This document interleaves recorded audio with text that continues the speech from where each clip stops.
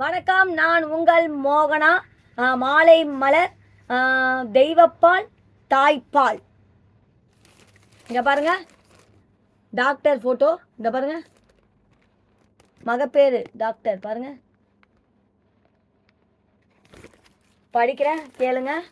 அவங்க phone number சொல்லிடு. அவங்க பேர் வந்து மகப்பேறு மருத்துவர் ஜெயஸ்ரீ சர்மா. WhatsApp number 8925764148. ஆரோக்கியமே ஆயுதம் 5. குழந்தை பிறந்து நஞ்சுகொடி பிரிந்த அடுத்த நிமிடம் தாயின் மார்பில் தாய்ப்பால் சுரக்க ஆரம்பித்துவிடும். முதல் கர்ப்பம் எளிதில் கர்ப்பம் உறுதியானது முதலே, அதாவது முதல் 3 மாதங்களிலேயே தாயின் மார்பில் சுரப்புகளின் வளர்ச்சி தொடங்கிவிடும். அதுபோலவே ஒரு சுவாரஸ்யமான விஷயம் என்னவென்றால், கர்ப்ப காலத்தில் அல்ட்ரா சவுண்ட் ஸ்கேன் செய்யும் போது பார்த்தால் குழந்தை எப்படி தாயிடம் உறிஞ்சு குடிக்க வேண்டும் என்பதை பயிற்சி செய்து கொண்டே இருப்போம். குட்டி போட்டு பாலூட்டும் மெமில்ஸ் என்ற சொல்லப்படும் பாலூட்டிகள் பிரிவில் மனித குழந்தை தான் மிகவும் பாவமாக பார்க்கப்படுகிறது. பிறந்தது முதல் கிட்டத்தட்ட 4 மாதங்கள் வரை உணவை தேடி பெற முடியாத, நகர முடியாத ஒரு ஜீவனாக இருப்பது மனித குழந்தைகள் தான். எனவே அது தாய்ப்பாலையை நம்பி இருக்கிறது என்று கூறலாம். தாய்ப்பாலின் என்னென்ன சத்துக்கள் உள்ளது?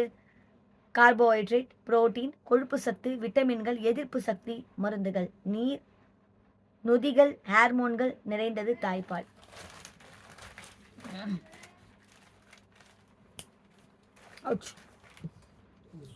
குழந்தையினுடைய தேவைக்கு ஏற்றது போல் தாய்ப்பாலின் சத்துக்கள் சுரப்பது அறிவியல் உண்மை. குழந்தை வளர வரை தாய்ப்பாலில் உள்ள சத்துக்களும் மாறிக்கொண்டே இருக்கும். குழந்தைகளுக்கு தேவைப்படும் அளவு எவ்வளவு? பிறந்த குழந்தையினுடைய தாய்ப்பால் தேவை ஒரு முறைக்கு 10 மில்லி அளவுதான். அது படிப்படியாக அதிகரித்து ஒரு முறைக்கு 150 200 மில்லி லிட்டர் வரை தாய்ப்பால் கொடுக்க வேண்டிய தேவை இருக்கலாம். இந்த நிலை தாய்ப்பால் கொடுக்க வசதியானதா, சரியானதா?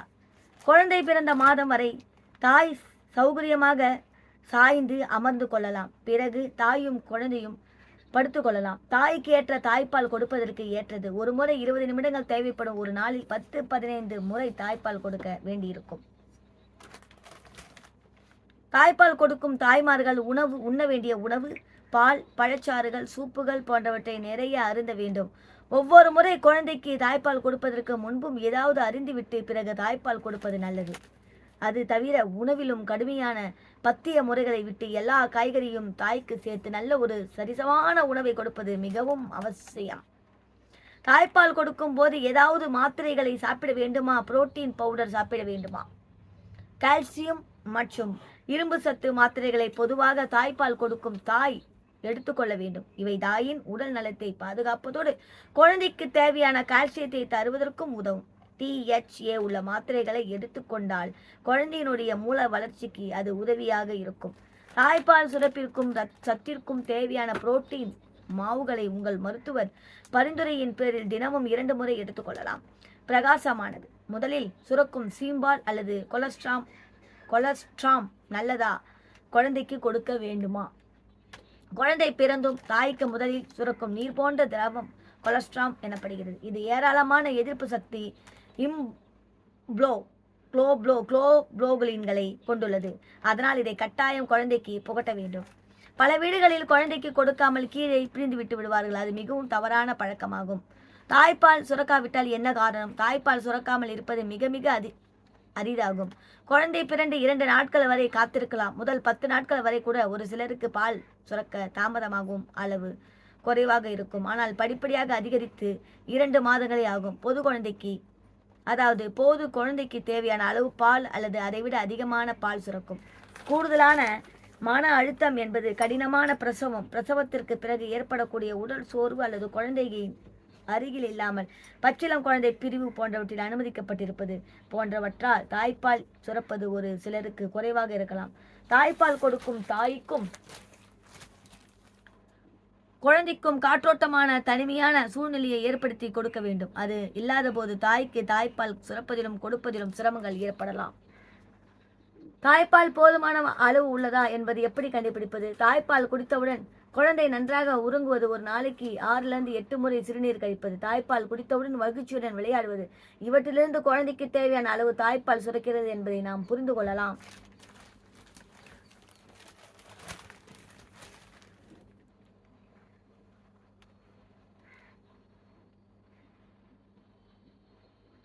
எப்போது வரை தாய்ப்பால் கட்டாயம் கொடுக்க வேண்டும் அல்லது கொடுக்கலாம்?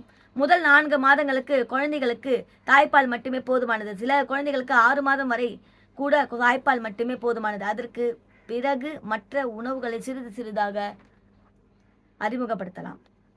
குறைந்தபட்சம் 9 மாதங்களில் இருந்து 1 வயது வரை தாய்ப்பால் கொடுப்பது நல்லது. உலக சுகாதார நிறுவனம் WHO பரிந்துரைப்பது 2 வயது வரை தாய்ப்பால் கொடுப்பதாகும். தாய்ப்பால் கொடுப்பதால் தாய்க்கு ஏற்படும் நன்மைகள் என்னென்ன? பிரகாசமான உடனே தாய்ப்பால் கொடுப்பதில் பிரசவமான கர்ப்பமாக நன்றாக இருக்கும். இரத்த போக்கின் அளவு குறையும். முக்கியமாக தாயின் எடை குறையும். அதிக எடை ஏறாது. கர்ப்ப காலத்தில் சர்க்கரை நோய் இருந்தால் குழந்தைக்கு தாய்ப்பால் கொடுத்தால் சர்க்கரை அளவை கட்டுப்பாட்டில் வைப்பதும் எளிதாக இருக்கும். குழந்தை தாய்ப்பால் நன்றாக பார்த்து கொள்ள முடியும் என்கிற நம்பிக்கை தாய்க்கு உண்டாகும். அத்துடன் செலவும் வேலையும் குறையும். மார்பக புற்றுநோயிலிருந்து காப்பாற்றக்கூடிய முக்கிய காரணியாக தாய்ப்பால் கொடுப்பது விளங்குகிறது. சிசுவுக்கு ஏற்படும் நன்மைகள் என்ன? தாய்ப்பால் கொடுக்கும் பொழுது தாய்க்கும் குழந்தைக்கும் தம் இடையே ஒரு குறுகிய பந்தம் உருவாகிறது. குழந்தைக்கு மிகுந்த பாதுகாப்பு உணர்வும் பல்வேறு தொற்று நோய்களிலிருந்து பாதுகாப்பு கிடைக்கிறது. தாய்ப்பால் குடிக்கும் குழந்தையின் மூல வளர்ச்சி மிக சிறப்பாக இருப்பதாக ஆராய்ச்சிகள் கூறுகின்றன. குழந்தையின் உடல் எடையை சரியாக அளவு இருக்கிறது. குறைந்தபட்சம் 1 வயது வரை தாய்ப்பால் குடிக்கும் குழந்தைகளுக்கு வளர்ந்த பிறகும் பல்வேறு நோய்களிலிருந்து பாதுகாப்பு கிடைப்பதாக ஆராய்ச்சிகள் கூறுகின்றன. ஒவ்வாமை போன்ற பிரச்சனைகள் தாய்ப்பால் குடிக்கும் குழந்தைகளுக்கு ஏற்படுவதில்லை. தாய்ப்பால் கொடுக்கும் குழந்தைக்கு வேறு உணவுகள் எப்போது தேவைப்படும்? தண்ணீர் கொடுக்க வேண்டுமா? ஒரு குழந்தைக்கு 4லிருந்து 6 மாதங்கள் வரை வெறும் தாய்ப்பால் மட்டுமே போதுமானது. அந்த நேரத்தில் தண்ணீர் கூட குழந்தைக்கு தேவையில்லை. ஆனால் புட்டிப்பால் மற்ற உணவுகளை துவங்கும் பொழுது குழந்தைக்கு இடையிடையே வெதுவெதுப்பான நீரை கொடுப்பது நல்லது.